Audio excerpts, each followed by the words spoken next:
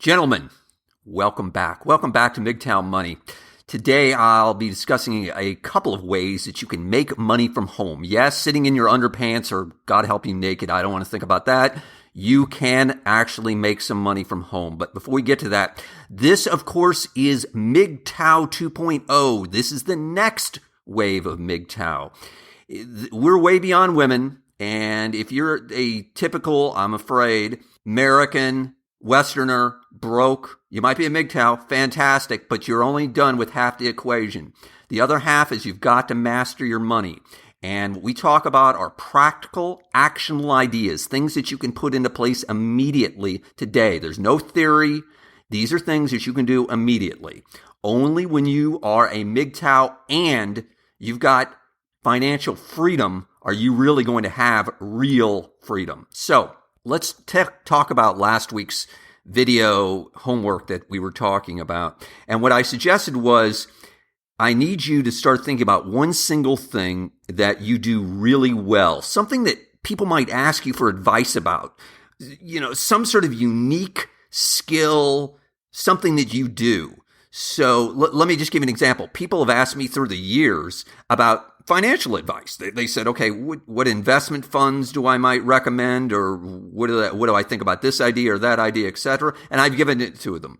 I'm not saying it was all perfect, but I did give them some advice, and people unsolicited would ask me about these things. You have something that people ask you about, I'm sure, for assistance with, whether it be, how do I play chess better? How do I, hey, tell me about some great fishing spots around town. Or tell me, how can I improve my golf game? And speaking of golf games, let me give you an example. I worked with a guy who was a former professional golfer. Now, he wasn't on the PGA, but he was on one of the minor tours. I think he was on the Nike Tour. And he was obviously a very, very good golfer. And he spent some years and actually did some traveling internationally as a professional golfer. And believe you me, this guy wasn't the smartest guy in the world. I mean, in terms of book smart, but he was an excellent, excellent golfer. And so what I'm trying to say is that I'm sure you have some sort of unique skill, some sort of unique ability. And specifically, to take it to the next step, and this is what I suggested to him and what I would suggest to anyone, think about how you can turn that skill, that gift, that thing that you've got figured out that you can do pretty much better than anybody that you know, how can you turn it into money? Meaning, for example, the guy who did the golf course, the guy who's a golfer, how about offering golf lessons at a golf course? If you play racquetball really well, have you considered putting a little magnetic sign on the side of your car like I saw the other day and offer lessons? That's the type of thing where you can get a nice little side income built up very quickly, easily. Not a big hassle, I wouldn't think. You could do videos about it. You could do an ebook about it. It's a great way to supplement your income. Small ideas, small things that are easy for you to do is an excellent way to create a little side income. So I really need you guys to think about that because this is going to become an additional topic in future videos. So let's continue on with our next small, easy, achievable win, because that's what we're looking for. We've got to start getting small, easy, achievable things, base hits, to use a baseball analogy. Look, Babe Ruth, great, phenomenal slugger, hit more home runs than anybody else, but here's the issue. He also struck out more times than anybody else.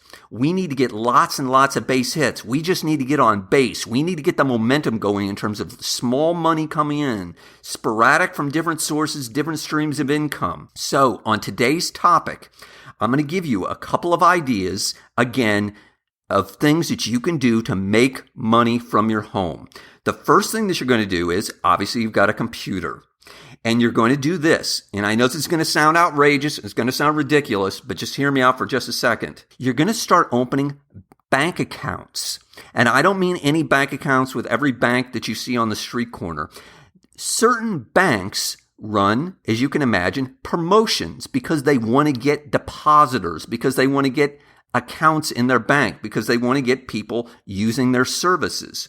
So I'm going to, and by the way, in a future video, we'll talk about an advanced level of this being opening credit cards. You know my cautions about credit cards, but again, there are some ways that you can make some very good money also opening credit cards. But let's look at some real life examples of things that I've done, because again, I eat my own cooking. I don't talk about things that I haven't done and or read and or specifically personally experienced. Here's an example. I recently opened up a bank account with a bank called Pnc Bank. I know you don't live in Tennessee. I don't either. But the point being is that Pnc Bank had a promotion going. If you opened up a checking account and you did a couple of different things relative to a direct deposit, etc., guess what? They give you $200. $200. I'll take $200. I don't know about you. I didn't have to go anywhere. I didn't have to leave my residence. It took me all of about 30 minutes to set up. So let's see, that's about $400 an hour. I'll take that. Thank you very much. Here's another example. Pnc Bank. Pnc Bank, they're based out of Pittsburgh. Again, they do have PNC banks in my area, but this applied nationwide, just like that other promotion for First Tennessee Bank. A $300 promotion. There were some additional hoops to get through, but again, it was all done from my home. It took, I think, maybe an hour and a half or something, and that's cumulative time to get everything together. But the point is that here were a couple of easy, quick things that I could do right from my home. Hey, I got $500. I don't know about you. I'll take $500. Now, I know some of you are going to say, oh man, this sounds like a big hassle and I'm going to have to track all this and whatever, and I don't want to fool with it. Okay, hey man, if you're good where you are, if you've got all the money you need, don't do it. You're right. This is not for you. I've also heard, well, this is going to hurt my credit rating. No, it will not hurt your credit rating.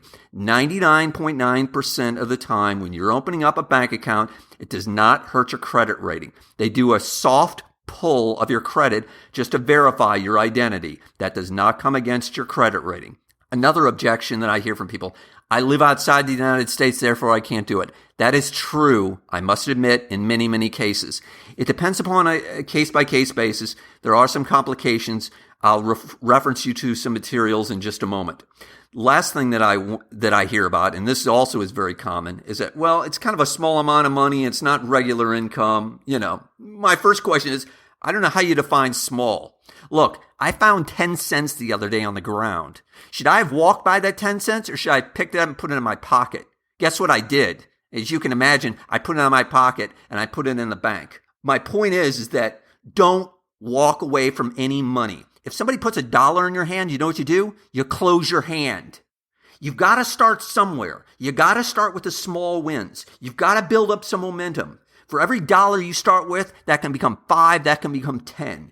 You've got to get in that psychology of moving forward with your life and stop doing what you're doing today if you want things to be different tomorrow. You know the definition of insanity as well as I do. It's doing the same thing over and over again, expecting a different result.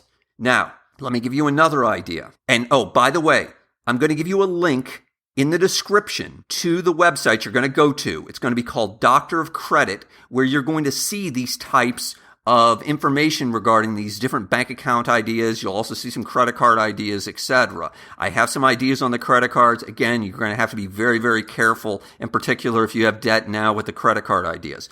Doctor of Credit, I'll put a link in the description. I have absolutely nothing to do with them whatsoever. Nothing, zero, nada, zilch. But I can tell you this, they do a phenomenal job. I've been following them for several years. And yes, again, I've done these things myself. Next idea that I've got. This is, again, going to seem very unusual, bizarre, but you know what? Again, it works. I just got a check the other day. Join in on class action suits.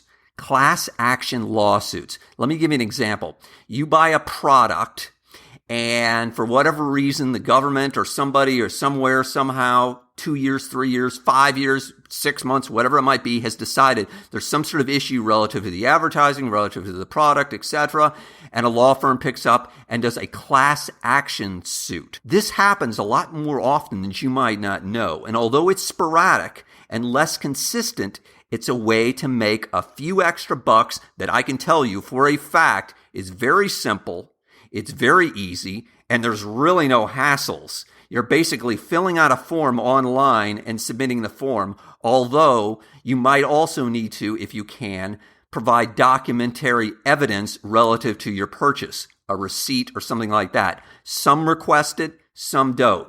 Let me give you an example. I buy protein powder online frequently.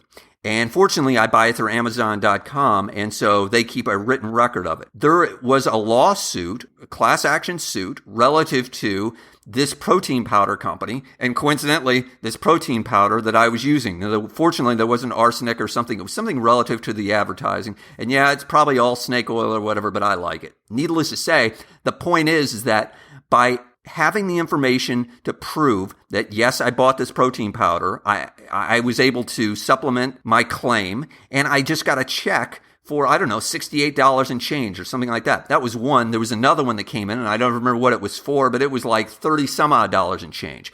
My point is that these little things can add up, and they're extremely easy to do. And by the way, they don't all require documentary evidence. However, let me be clear about this. It is a perjury to lie. Do not lie unless you actually bought the product. For example, I just saw one today. There's one for Blue Diamond almonds. I don't know what they were claiming about Blue Diamond almonds, but if you bought certain Blue Diamond almonds in a certain style package, I don't know. Evidently, they're looking for settling a settlement on it. I didn't. Obviously, therefore, I didn't apply.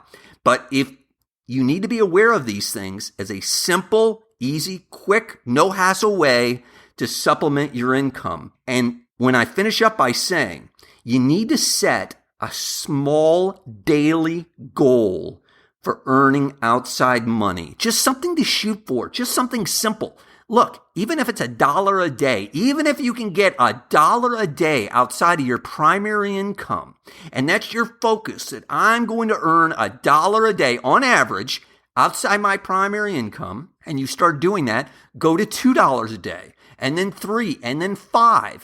Let's see, 5 times 30 is $150. Well, let's see, $150 is, it adds up is my point. You're up to $1,800 a year is my point. So to wrap up, as always, guys, thank you for listening. I do sincerely appreciate it, and I especially appreciate the kind comments.